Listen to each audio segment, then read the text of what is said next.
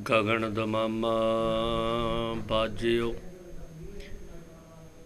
ਪਰਿਓ ਨਿਸ਼ਾਨੇ ਕਾਓ ਖੇਤ ਜੋ ਮਾਂਡਿਓ ਸੂਰਮਾ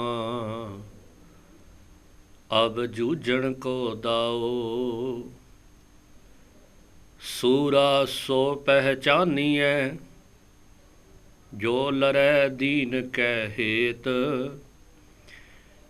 ਪੁਰਜਾ ਪੁਰਜਾ ਕਟ ਮਰੈ ਕਬਹੂ ਨ ਛਾਡੈ ਖੇਤ।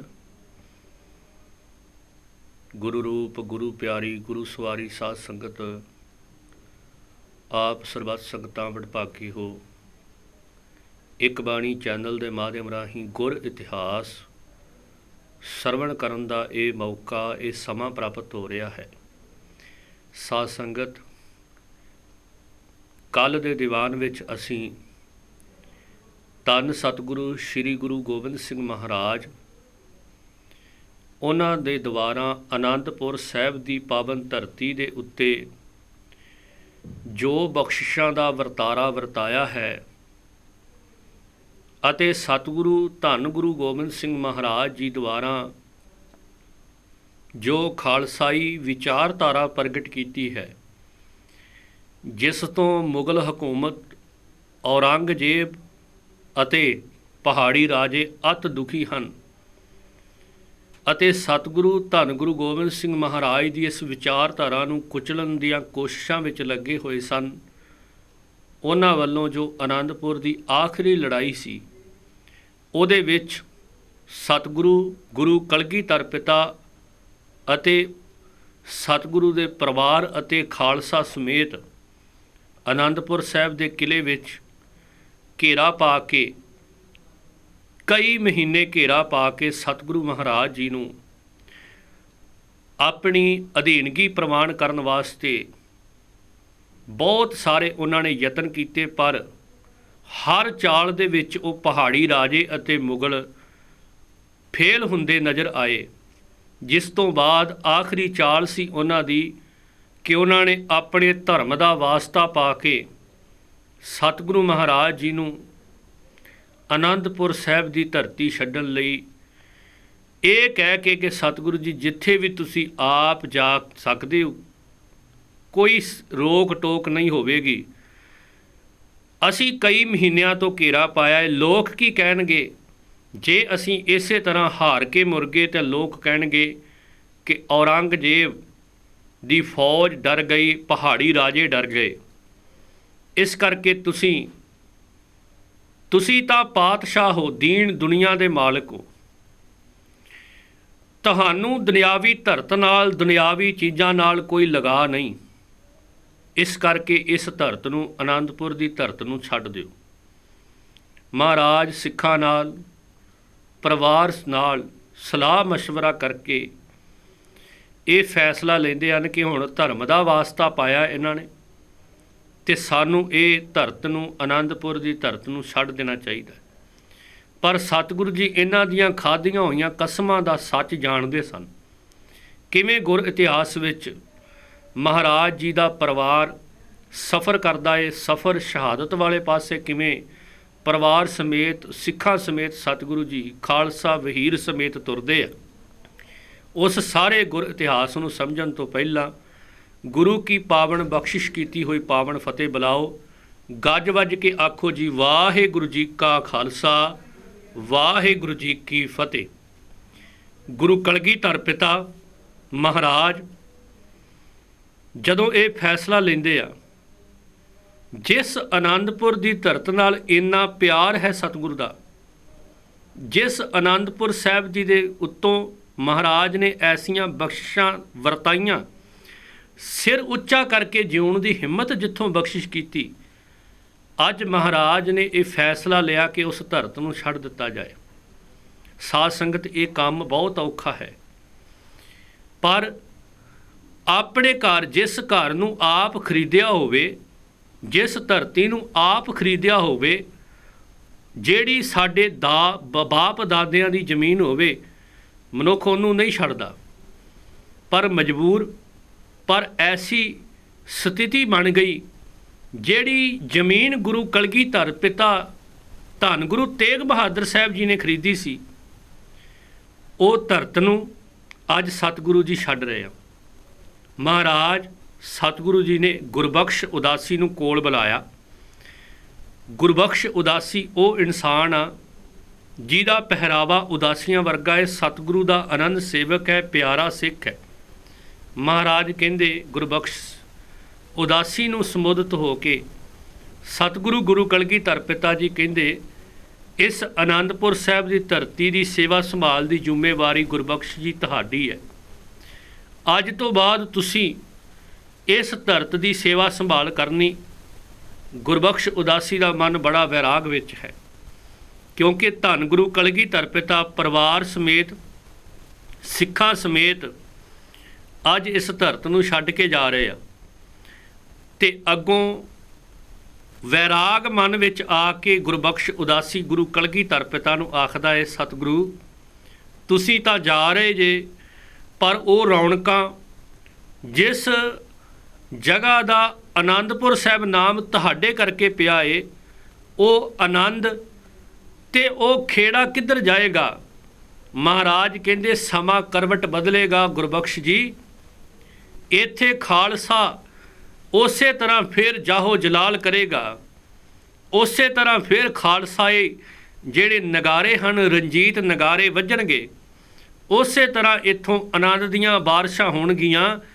ਇਹ ਸਮੇਂ ਦੀ ਇੱਕ ਦਿਨ ਖੇਡ ਹੈ ਕਿ ਸਮਾਂ ਕਰਵਟ ਜ਼ਰੂਰ ਬਦਲੇਗਾ। ਮਨ ਵਿੱਚ ਆਨੰਦਪੁਰ ਦੇ ਵਾਸੀਆਂ ਦੇ ਵੀ ਵਿਰਾਗ ਭਰਿਆ ਹੈ। ਆਨੰਦਪੁਰ ਦੇ ਵਾਸੀਆਂ ਨਾਲ ਅੱਜ ਸਤਿਗੁਰੂ ਦਾ ਆਨੰਦਪੁਰ ਨਾਲ ਅਤੇ ਆਨੰਦਪੁਰ ਦੇ ਵਾਸੀਆਂ ਨਾਲ ਵਿਛੋੜਾ ਪੈ ਰਿਹਾ ਹੈ। ਇਹ ਵੀ ਇੱਕ ਸਾਧ ਸੰਗਤ ਵਿਛੋੜਾ ਹੈ। ਗੁਰੂ ਕਲਗੀਧਰ ਪਿਤਾ ਸਤਿਗੁਰੂ ਜੀ ਜਦੋਂ ਤੁਰਦੇ ਆ, ਉਸ ਸਮੇਂ ਦਾ ਦ੍ਰਿਸ਼ ਅੱਲਾ ਯਾਰ ਖਾਂ ਜੋਗੀ ਇੱਕ ਪਾਵਨ ਆਪਣੇ ਸ਼ਹਿਰ ਵਿੱਚ ਬੜਾ ਪਿਆਰਾ ਜ਼ਿਕਰ ਕਰਦਾ ਹੈ। ਤਾਰੋਂ ਕੀ ਛਾਓਂ ਕਿਲੇ ਸੇ ਸਤਿਗੁਰੂ ਰਵਾ ਹੋਏ। ਧੰਨ ਗੁਰੂ ਕਲਗੀਧਰ ਪਿਤਾ ਜਦੋਂ ਤੁਰੇ ਹਨ ਤੇ ਸਤਿਗੁਰੂ ਮਹਾਰਾਜ ਬੜੇ ਸਿਆਣੇ ਤੇ ਬੜੇ ਸਮਝਦਾਰ ਸਨ। ਸਾਹਿਬ ਸਤਿਗੁਰੂ ਨੇ ਵਿਉਂਤ ਬਣਾਈ, ਸਭ ਤੋਂ ਅੱਗੇ ਕੁਝ ਜਰਨੈਲ ਲਾਏ, ਵਿਚਕਾਰ ਧੰਨ ਮਾਤਾ ਬਿਰਧ ਮਾਤਾ ਮਾਤਾ ਗੁਜਰ ਕੌਰ ਜੀ ਗੁਰੂ ਕੇ ਮਹਿਲ ਅਤੇ ਸਤਿਕਾਰਯੋਗ ਛੋਟੇ ਸਾਹਿਬਜ਼ਾਦੇ ਧੰਨ ਬਾਬਾ ਜ਼ੋਰਾਵਰ ਸਿੰਘ ਜੀ, ਧੰਨ ਬਾਬਾ ਫਤਿਹ ਸਿੰਘ ਜੀ। ਸਭ ਤੋਂ ਪਿੱਛੇ ਗੁਰੂ ਕਲਗੀਧਰ ਪਿਤਾ ਮਹਾਰਾਜ ਆਪ ਹਨ। ਸਤਿਗੁਰੂ ਪਾਤਸ਼ਾਹ ਜੀ ਦੇ ਵੱਡੇ ਜਿਗਰ ਦੇ ਟੋਟੇ ਲਖਤੇ ਜਿਗਰ ਧੰਨ ਬਾਬਾ ਅਜੀਤ ਸਿੰਘ, ਬਾਬਾ ਜੁਝਾਰ ਸਿੰਘ ਵੀ ਗੁਰੂ ਕਲਗੀਧਰ ਪਿਤਾ ਦੇ ਨਾਲ ਹਨ। ਬਾਬਾ ਜੀਵਨ ਸਿੰਘ, ਬਾਬਾ ਉਦੇ ਸਿੰਘ ਸਤਿਗੁਰੂ ਜੀ ਦੇ ਨਾਲ ਹਨ। ਹੋਰ ਗੁਰੂ ਕੇ ਸੂਰਮੇ ਜਰਨੈਲ ਸਤਿਗੁਰੂ ਜੀ ਦੇ ਨਾਲ ਪਿੱਛੇ।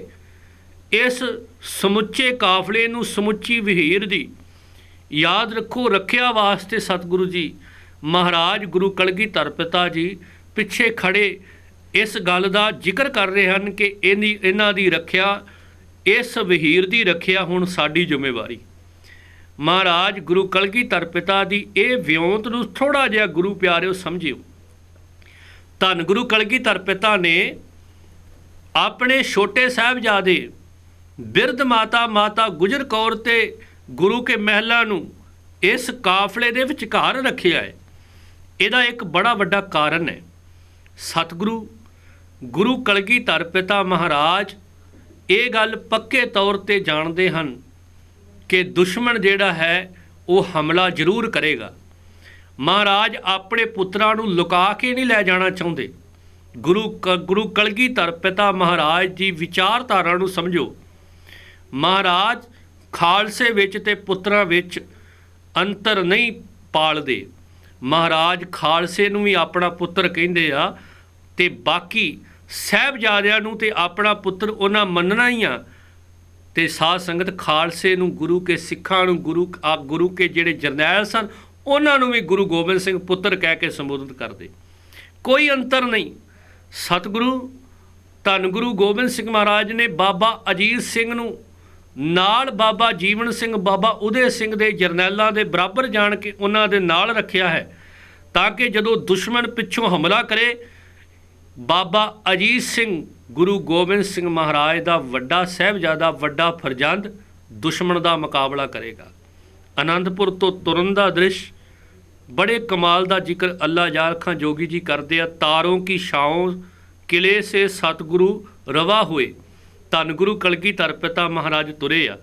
कस के कमर सवार थे सारे जमा हुए, कहन लगे कमर कसे कीते त्यार बर त्यार होके गुरु का खालसा ते साहिबजादे धन माता माता गुजर कौर अते सतगुरु धन गुरु गोबिंद सिंह महाराज जी तैयार हो गए ते तुर पए। चारों पिसर हजूर के हमरव सवार थे, जोरावर ओ फतेह अजीत ओ जुझार थे। धन बाबा जोरावर सिंह, धन बाबा फतेह सिंह छोटे साहिबजादे, धन बाबा अजीत सिंह, धन बाबा जुझार सिंह वड्डे साहिबजादे, ये सब काफले दे विच तुर पए हन। चारों पिसर सतगुरु दे तुर पए हन। अज आनंदपुर की धरत नूं छड्ड के जा रहे आ। गुरु कलगीधर पिता महाराज जिन्हां ने बख्शिशां दा वरतारा वरताया तुर पए।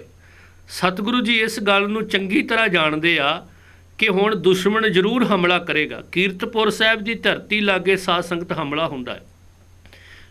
पहाड़ी फौजां इत्थों तक कि जिहड़े रंगड़ सन वो भी हमला करदे हन, ते इत्थों तक कि जिहड़े मुगल ने वो भी रल के सतगुरु महाराज जी ते हमलावर हो के आ जाते।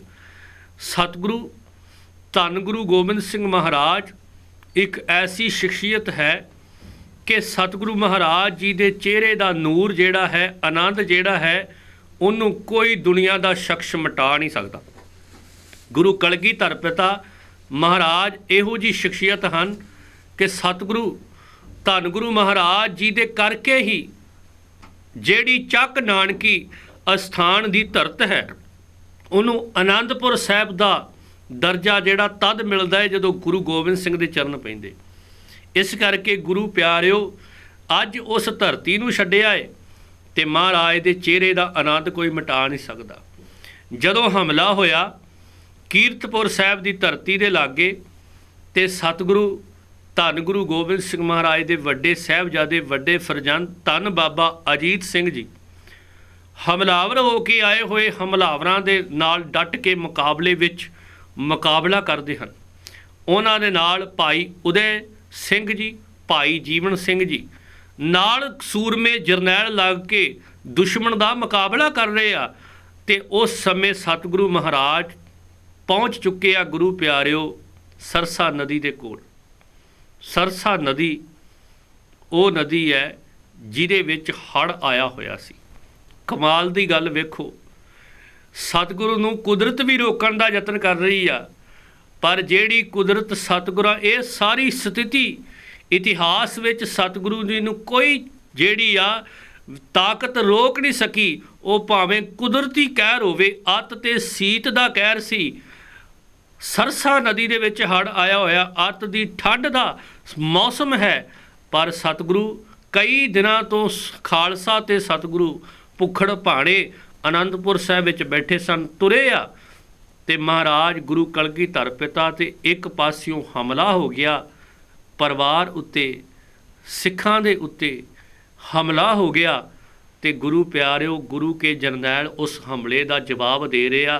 उन्हां जरनैलों विचों बाबा अजीत सिंह गुरु गोबिंद सिंह महाराज जी का फरजंद भी जवाब दे रहा है। बड़े निर्धड़क नाल उन्होंने दुश्मन का मुकाबला करना शुरू कर दिता ते सतगुरु जी चलते चलाते पहुँच गए। सतगुर अब आन पहुँचे थे सरसा नदी के पास। सरसा नदी के कोल साहिब जी आए। धन गुरु कलगीधर पिता महाराज जी ने की सोचिया की विचारिया अल्लाह जार खां जोगी बड़े कमाल की सतरा लिख के दसदे आ। थे चाहते बुझाए 12 बरस की प्यास। कई पहर सतगुरु महाराज दे बीत गए, पानी दा कोटनी महाराज ने पीता। गुरु कलगीधर पिता महाराज दे सिंह कई दिनां दे प्यासे। सतगुरु जी दे साहिबजादे भुखड़ भाणे युद्ध विच जूझ रहे आ। गुरु कलगीधर पिता महाराज जी ने सोचिया विचारिया ਸਾਧ ਸੰਗਤ ਇਸ ਗੱਲ ਨੂੰ ਬੜੀ ਧਿਆਨ ਨਾਲ ਸਮਝਣ ਦੀ ਕੋਸ਼ਿਸ਼ ਕਰਿਓ। ਕਮਾਲ ਦੀ ਗੱਲ ਵੇਖੋ, ਇੱਕ ਪਾਸੇ ਸਰਸਾ ਨਦੀ 'ਚ ਹੜ੍ਹ ਆਇਆ ਹੈ, ਸਤਿਗੁਰੂ ਮਹਾਰਾਜ ਜੀ ਦਾ ਸਮਾਂ ਨਿਤਨੇਮ ਦਾ ਹੋ ਗਿਆ ਹੈ, ਕਈ ਦਿਨਾਂ ਦੇ ਪਿਆਸੇ ਹਨ, ਰਿਜ਼ਕ ਦਾ ਨਿਵਾਲਾ ਤੱਕ ਨਹੀਂ ਆਪਣੇ ਮੂੰਹ ਵਿੱਚ ਪਾ ਕੇ ਵੇਖਿਆ। ਧੰਨ ਗੁਰੂ ਕਲਗੀਧਰ ਪਿਤਾ ਦੀ ਸੋਚ, ਉਹਨਾਂ ਦੀ ਜੀਵਨ ਦੀ ਵਿਚਾਰ ਵੇਖੋ ਕਿੱਡੀ ਉੱਤਮ ਹੈ। ਥੇ ਚਾਹਤੇ ਬੁਝਾਏ 12 ਬਰਸ ਕੀ ਪਿਆਸ। ਕਹਿਣ ਲੱਗੇ ਕਿ ਅਸੀਂ ਹੁਣ ਚਾਹੁੰਦੇ ਕਿ ਹੁਣ ਸਾਡੀ ਇਸ ਸਰਸਾ ਨਦੀ ਦੇ ਰਾਹੀਂ ਪਿਆਸ ਬੁਝ ਜਾਏ। ਪਾਣੀ ਦੇ ਘੁੱਟ ਕੁਝ ਨਿਵਾਲੇ ਸਤਿਗੁਰੂ ਨੇ ਪੀਤੇ, ਇਸ਼ਨਾਨ ਕਰਕੇ ਔਰ ਬਦਲ ਕੇ ਨਿਆ ਲਿਬਾਸ। ਕਵੀ ਅੱਲਾ ਯਾਰ ਖਾਂ ਜੋਗੀ ਜੀ ਲਿਖਦੇ ਆ, ਸਤਿਗੁਰੂ ਜੀ ਨੇ ਇਸ਼ਨਾਨ ਕੀਤਾ, ਸਿੱਖਾਂ ਨੇ ਇਸ਼ਨਾਨ ਕੀਤਾ, ਗੁਰੂ ਕੇ ਪਿਆਰਿਆਂ ਨੇ ਇਸ਼ਨਾਨ ਕੀਤਾ, ਮਹਾਰਾਜ ਨੇ ਆਪਣੇ ਵਸਤਰ ਬਦਲੇ, ਲਿਬਾਸ ਬਦਲੇ, ਗੁਰੂ ਕੇ ਸਿੱਖਾਂ ਨੇ ਵੀ ਵਸਤਰ ਲਿਬਾਸ ਬਦਲੇ। ਹੁਣ ਸਮਾਂ ਹੋ ਚੁੱਕਾ ਹੈ, ਜਪਜੀ ਕਾ ਜਾਪ ਇਸ ਘੜੀ ਕਰਨਾ ਜ਼ਰੂਰ ਥਾ। ਕਹਿੰਦੇ ਹੁਣ ਕਿਉਂਕਿ ਸਮਾਂ ਨਿਤਨੇਮ ਦਾ ਹੈ, ਸਮਾਂ ਬੰਦਗੀ ਦਾ ਹੈ, ਸਮਾਂ ਪ੍ਰਭੂ ਭਗਤੀ ਦਾ ਹੋ ਚੁੱਕਾ ਹੈ। ਬੇਸ਼ੱਕ ਹਮਲਾਵਰ ਹੋ ਕੇ ਹਮਲਾ ਕਰਕੇ ਦੁਸ਼ਮਣ ਪੈ ਚੁੱਕੇ ਆ, ਬੇਸ਼ੱਕ ਅਨੰਦਪੁਰ ਸਾਹਿਬ ਨੂੰ ਛੱਡ ਕੇ ਆ ਚੁੱਕੇ ਆ, ਬੇਸ਼ੱਕ ਅੱਤ ਦਾ ਦੁੱਖ ਮਹਿਸੂਸ ਹੋ ਰਿਹਾ ਹੈ, ਪਰ ਹੁਣ ਜਪਜੀ ਸਾਹਿਬ ਉਸ ਅਕਾਲ ਪੁਰਖ ਦੀ ਇਬਾਦਤ ਦਾ ਸਮਾਂ ਹੈ। ਜਪਜੀ ਕਾ ਜਾਪ ਇਸ ਘੜੀ ਕਰਨਾ ਜ਼ਰੂਰ ਥਾ। ਜਪਜੀ ਸਾਹਿਬ ਦਾ ਪਾਠ ਕਰਨਾ ਜ਼ਰੂਰ ਹੈ। ਕਿਉਂ? ਕਿਉਂਕਿ ਜਪਜੀ ਸਾਹਿਬ ਇਹ ਉਹ ਬਾਣੀ ਹੈ ਜਿਹੜੀ ਭਾਈ ਮਤੀ ਦਾਸ ਵਰਗੇ ਨੂੰ ਆਰੇ ਨਾ ਚੀਰਿਆ ਜਾ ਰਿਹਾ ਹੋਵੇ ਤੇ ਤਾਕਤ ਦੇ ਰਹੀ ਹੈ। ਇਹ ਉਹ ਬਾਣੀ ਹੈ, ਉਬਲਦੀ ਦੇਗ 'ਚ ਭਾਵੇਂ ਭਾਈ ਦਿਆਲਾ ਜੀ ਨੂੰ ਉਬਾਲਿਆ ਜਾ ਰਿਹਾ ਹੋਵੇ ਤੇ ਇਹ ਬਾਣੀ ਤਾਕਤ ਦੇ ਰਹੀ ਹੈ। ਇਹ ਉਹ ਬਾਣੀ ਹੈ ਜਦੋਂ ਸਤਿਗੁਰੂ ਗੁਰੂ ਤੇਗ ਬਹਾਦਰ ਸਾਹਿਬ ਨੂੰ ਸ਼ਹੀਦ ਕੀਤਾ ਜਾ ਰਿਹਾ ਹੈ ਤੇ ਸਤਿਗੁਰੂ ਮਹਾਰਾਜ ਜੀ ਨੂੰ ਇਹ ਬਾਣੀ ਦੱਸ ਰਹੀ ਹੈ ਕਿ ਇਹ ਉਸ ਪ੍ਰਮਾਤਮਾ ਦੀ ਰਜ਼ਾ ਹੈ। ਤੇ ਸਾਧ ਸੰਗਤ ਅੱਜ ਸਰਸਾ ਨਦੀ ਦੇ ਵਿੱਚ ਵੀ ਧੰਨ ਗੁਰੂ ਕਲਗੀਧਰ ਪਿਤਾ ਮਹਾਰਾਜ ਐਸੀ ਮਹਾਨ ਸ਼ਖਸੀਅਤ ਦੇ ਰੂਪ ਵਿੱਚ ਸਤਿਗੁਰੂ ਜੀ, ਧੰਨ ਗੁਰੂ ਕਲਗੀਧਰ ਪਿਤਾ ਮਹਾਰਾਜ ਅੱਤ ਦੇ ਦੁੱਖ ਦੇ ਸਮੇਂ ਦੇ ਵਿੱਚ ਵੀ ਜਪਜੀ ਦਾ ਪਾਠ ਆਰੰਭ ਕਰ ਰਹੇ। ਸਤਿਗੁਰੂ ਨੇ ਪਰਵਦਗਾਰ ਦੀ ਸਿਫਤ ਵਿੱਚ ਇਹ ਬਚਨ ਜਪਜੀ ਦੇ ਪੜ੍ਹਨੇ ਸ਼ੁਰੂ ਕੀਤੇ। ਇੱਕ ਓੰਕਾਰ ਸਤਨਾਮ ਕਰਤਾ ਪੁਰਖ ਨਿਰਭਉ ਨਿਰਵੈਰ ਅਕਾਲ ਮੂਰਤ ਅਜੂਨੀ ਸੈਭੰ ਗੁਰ ਪ੍ਰਸਾਦ। ਸਤਿਗੁਰੂ ਨੇ ਇਹ ਸ਼ਬਦ ਪੜ੍ਹਨੇ ਸ਼ੁਰੂ ਕਰ ਦਿੱਤੇ ਕਿ ਹੇ ਪਰਮੇਸ਼ਰ, ਤੂੰ ਸਦਾ ਸਲਾਮਤ ਨਿਰੰਕਾਰ, ਸਭ ਕੁਛ ਕਰਨ ਵਾਲਾ ਤੂੰ ਹੈ। ਮਹਾਰਾਜ ਪ੍ਰਭੂ ਦੀ ਰਜ਼ਾ ਵਿੱਚ ਰਹਿੰਦੇ ਆ। ਗੁਰੂ ਕਲਗੀਧਰ ਪਿਤਾ ਇੱਕ ਪਾਸੇ ਪੜ੍ਹ ਰਿਹਾ, ਕੁਦਰਤ ਕਵਣ ਕਹਾਂ ਵਿਚਾਰ, ਵਾਰਿਆ ਨਾ ਜਾਵਾਂ ਏਕ ਵਾਰ, ਜੋ ਤੁਧ ਭਾਵੈ ਸਾਈ ਭਲੀ ਕਾਰ, ਤੂੰ ਸਦਾ ਸਲਾਮਤ ਨਿਰੰਕਾਰ।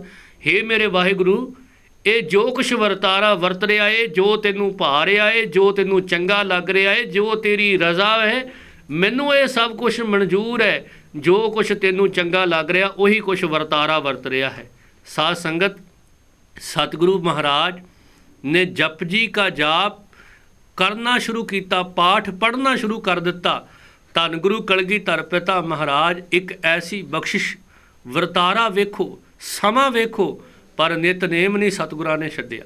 ਥਾ ਵਕਤ ਆ ਗਿਆ ਆਸਾ ਕੀ ਵਾਰ ਕਾ, ਆਸਾ ਦੀ ਵਾਰ ਦਾ ਮਹਾਰਾਜ ਨੇ ਕੀਰਤਨ ਕੀਤਾ। ਇੱਕ ਪਾਸੇ ਜੰਗ ਹੋ ਰਹੀ ਹੈ, ਇੱਕ ਪਾਸੇ ਹੜ੍ਹ ਆਇਆ ਹੈ ਸਰਸਾ ਨਦੀ ਵਿੱਚ। ਧੰਨ ਗੁਰੂ ਕਲਗੀਧਰ ਪਿਤਾ ਮਹਾਰਾਜ ਉਹ ਅਕਾਲ ਪੁਰਖ ਦੇ ਬੰਦਗੀ ਦੇ ਵਿੱਚ ਜੁੜੇ ਹਨ। ਉਹਨਾਂ ਨੇ ਨਾ ਨਿਤਨੇਮ ਛੱਡਿਆ, ਨਾ ਸਤਿਗੁਰੂ ਮਹਾਰਾਜ ਨੇ ਆਸਾ ਦੀ ਵਾਰ ਦਾ ਕੀਰਤਨ ਛੱਡਿਆ। ਆਸਾ ਦੀ ਵਾਰ ਦਾ ਕੀਰਤਨ ਕੀਤਾ ਹੈ। ਗੁਰੂ ਪਿਆਰਿਓ, ਸਤਿਗੁਰੂ ਮਹਾਰਾਜ ਦੇ ਸਿੰਘ ਸ਼ਹੀਦ ਹੁੰਦੇ ਆ।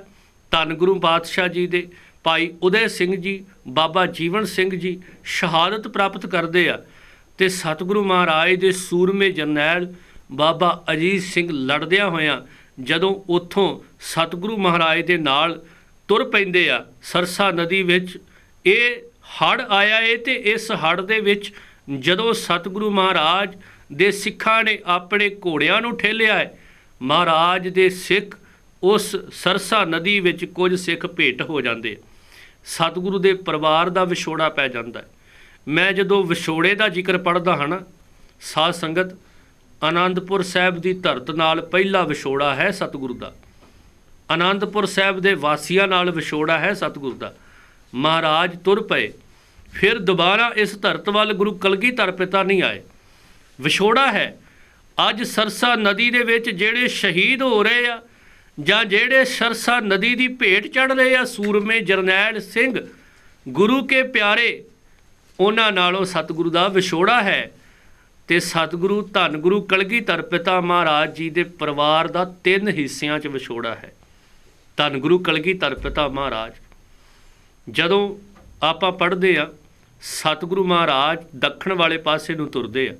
ਗੁਰੂ ਕਲਗੀਧਰ ਪਿਤਾ ਮਹਾਰਾਜ, ਧੰਨ ਬਾਬਾ ਅਜੀਤ ਸਿੰਘ ਜੀ, ਬਾਬਾ ਜੁਝਾਰ ਸਿੰਘ ਜੀ, ਵੱਡੇ ਫਰਜ਼ੰਦ, ਵੱਡੇ ਸਾਹਿਬਜ਼ਾਦੇ, ਤੇ ਸਤਿਗੁਰੂ ਧੰਨ ਗੁਰੂ ਗੋਬਿੰਦ ਸਿੰਘ ਮਹਾਰਾਜ ਜੀ ਦੇ ਕੁਝ ਕੁ ਸਿੰਘ ਜਿਹੜੇ ਆ ਸਤਿਗੁਰੂ ਜੀ ਦੇ ਨਾਲ ਰੋਪੜ ਵਾਲੇ ਪਾਸੇ ਦੀ ਹਾਣੀ ਹੁੰਦੇ ਹੋਏ ਕਿਵੇਂ ਚਮਕੌਰ ਦੀ ਧਰਤੀ ਤੇ ਪੁੱਜਦੇ। ਤੇ ਸਤਿਗੁਰੂ ਧੰਨ ਗੁਰੂ ਕਲਗੀਧਰ ਪਿਤਾ ਮਹਾਰਾਜ ਜੀ ਦੇ ਮਹਿਲ ਅਤੇ ਸਤਿਕਾਰਯੋਗ ਭਾਈ ਮਣੀ ਸਿੰਘ ਜੀ ਦੇ ਨਾਲ ਦਿੱਲੀ ਵਾਲੇ ਪਾਸੇ ਰਵਾਨਾ ਹੁੰਦੇ ਆ। ਗੁਰੂ ਕਲਗੀਧਰ ਪਿਤਾ ਮਹਾਰਾਜ ਜੀ ਦੇ ਬਿਰਧ ਮਾਤਾ ਗੁਜਰ ਕੌਰ ਜੀ ਦਾ ਉਸ ਸਮੇਂ ਵਿਛੋੜਾ ਪੈਂਦਾ ਹੈ।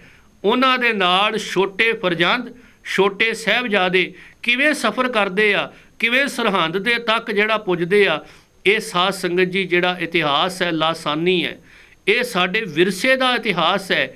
ਇਹ ਇਤਿਹਾਸ ਸਾਨੂੰ ਜਜ਼ਬਾ ਭਰਦਾ ਏ, ਸਾਡੇ ਅੰਦਰ ਅਣਖ ਜਗਾਉਂਦਾ ਏ, ਸਾਨੂੰ ਮਹਿਸੂਸ ਕਰਵਾਉਂਦਾ ਏ ਕਿ ਅਸੀਂ ਕਿਹਨਾਂ ਦੇ ਵਾਰਸ ਹਾਂ, ਕਿਹੋ ਜਿਹੇ ਸਮੇਂ ਵਿੱਚ ਉਹਨਾਂ ਨੇ ਸਮਾਂ ਗੁਜ਼ਾਰਿਆ ਤੇ ਆਪਣਾ ਸਮਾਂ ਗੁਜ਼ਾਰਦੇ ਹੋਏ ਸੱਚ ਦੀ ਖਾਤਰ ਉਹ ਆਪਣਾ ਆਪਾ ਵਾਰਦੇ ਆ, ਕਿਵੇਂ ਕੁਰਬਾਨੀਆਂ ਦਿੰਦੇ ਆ। ਇਸ ਸਾਰੇ ਇਤਿਹਾਸ ਨੂੰ ਅਸੀਂ ਆਉਣ ਵਾਲੇ ਦਿਨਾਂ ਦੇ ਵਿੱਚ ਸਮਝਣ ਦਾ ਯਤਨ ਕਰਨਾ ਹੈ। ਸਾਧ ਸੰਗਤ, ਇੱਕ ਬਚਨ ਧੰਨ ਗੁਰੂ ਗ੍ਰੰਥ ਸਾਹਿਬ ਜੀ ਦਾ ਪਾਵਨ ਹੈ। ਮਹਾਰਾਜ ਬਚਨ ਕਰਦੇ ਹਨ, ਬਾਣੀਆਂ ਕਹਾਣੀਆਂ ਪੁੱਤ ਸਪੁੱਤ ਕਰੇ। ਜਿਹੜੇ ਧੰਨ ਗੁਰੂ ਕਲਗੀਧਰ ਪਿਤਾ ਮਹਾਰਾਜ ਜੀ ਦਾ ਇਤਿਹਾਸ ਪੜ੍ਹ ਲੈਣ, ਯਾਦ ਰੱਖੋ ਉਹਨਾਂ ਦੀਆਂ ਕੁੱਲਾਂ ਤਰ ਜਾਂਦੀਆਂ ਨੇ। ਸਰਸਾ ਨਦੀ ਦੇ ਲਾਗੇ ਪਰਿਵਾਰ ਦਾ ਵਿਛੋੜਾ ਪਿਆ। ਇਹ ਵਿਛੋੜਾ ਯਾਦ ਰੱਖੋ ਇੱਕ ਐਸਾ ਵਿਛੋੜਾ ਹੈ ਜਿਹੜਾ ਸਦੀਵ ਕਾਲ ਲਈ ਵਿਛੋੜਾ ਪੈ ਚੁੱਕਾ ਹੈ, ਜਿਹੜਾ ਬਾਅਦ ਵਿੱਚ ਇਕੱਠੇ ਨਹੀਂ ਹੋਣਾ। ਕਿਉਂਕਿ ਇੱਕ ਵਿਛੋੜਾ ਹੁੰਦਾ ਹੈ ਕਿ ਕੋਈ 2 ਸਾਲ, ਕੋਈ 4 ਸਾਲ ਦਾ ਵਿਛੋੜਾ ਹੋਵੇ, ਕੋਈ 10 ਸਾਲ ਦਾ ਵਿਛੋੜਾ ਹੋਵੇ, ਫਿਰ ਮਿਲਾਪ ਹੋ ਜਾਏ। ਇੱਕ ਵਿਛੋੜਾ ਹੈ ਜਿਹੜਾ ਸਦੀਵੀ ਵਿਛੋੜਾ ਹੈ, ਜਿਹਦਾ ਬਾਅਦ ਵਿੱਚ ਮਿਲਾਪ ਹੋਣਾ ਹੀ ਨਹੀਂ। ਇਸ ਕਰਕੇ ਆਨੰਦਪੁਰ ਸਾਹਿਬ ਦੀ ਧਰਤ ਤੋਂ ਤੁਰੇ, ਕਿਵੇਂ ਸਤਿਗੁਰੂ ਗੁਰੂ ਕਲਗੀਧਰ ਪਿਤਾ ਮਹਾਰਾਜ ਦਾ ਪਰਿਵਾਰ ਦਾ ਵਿਛੋੜਾ ਹੋਇਆ। ਸਤਿਗੁਰੂ ਦੇ ਸਿੰਘ ਸ਼ਹੀਦ ਹੋਏ, ਪਰ ਗੁਰੂ ਕਲਗੀਧਰ ਪਿਤਾ ਜੀ ਦੇ ਚਿਹਰੇ ਦਾ ਆਨੰਦ ਕੋਈ ਮਿਟਾ ਨਹੀਂ ਸਕਦਾ, ਕਿਉਂਕਿ ਗੁਰੂ ਕਲਗੀਧਰ ਪਿਤਾ ਮਹਾਰਾਜ ਉਸ ਪਾਵਨ ਬਾਣੀ ਵਿੱਚ ਇੱਕਮਿਕ ਹਨ।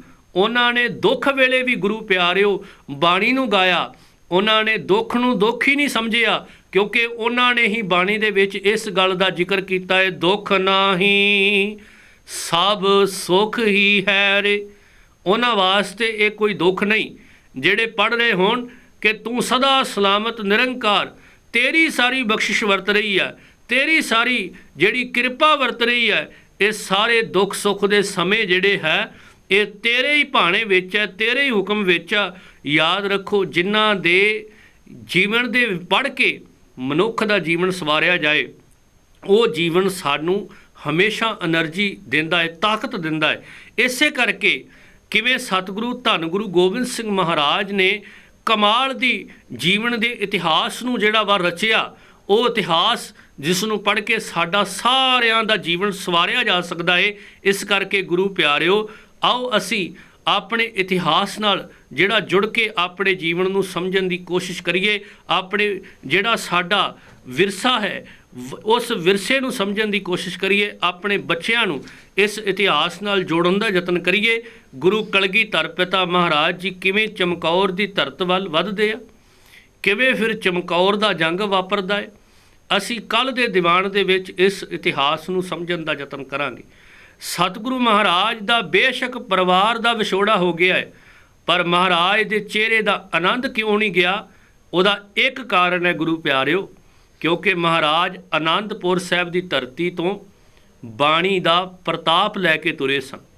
ਬਾਣੀ ਉਹਨਾਂ ਦੇ ਜੀਵਨ ਦੇ ਵਿੱਚ ਰਚ ਜਿਹੜੀ ਰਚੀ ਹੋਈ ਸੀ। ਮਹਾਰਾਜ ਨੇ ਬਾਣੀ ਨੂੰ ਗਾਇਨ ਕੀਤਾ ਤੇ ਸਰਸਾ ਨਦੀ ਲਾਗੇ ਆ ਕੇ ਵੀ ਬਾਣੀ ਪੜ੍ਹੀ। ਇੱਥੋਂ ਸਾਨੂੰ ਇੱਕ ਗੱਲ ਦਾ ਸੁਨੇਹਾ ਮਿਲਦਾ ਹੈ ਗੁਰੂ ਪਿਆਰਿਓ, ਕਿ ਅਸੀਂ ਬਾਣੀ ਨੂੰ ਪੜ੍ਹਨਾ ਨਹੀਂ ਛੱਡਣਾ, ਕਿਉਂਕਿ ਬਾਣੀ ਸਾਡੇ ਜੀਵਨ ਨੂੰ ਸਵਾਰਦੀ ਹੈ।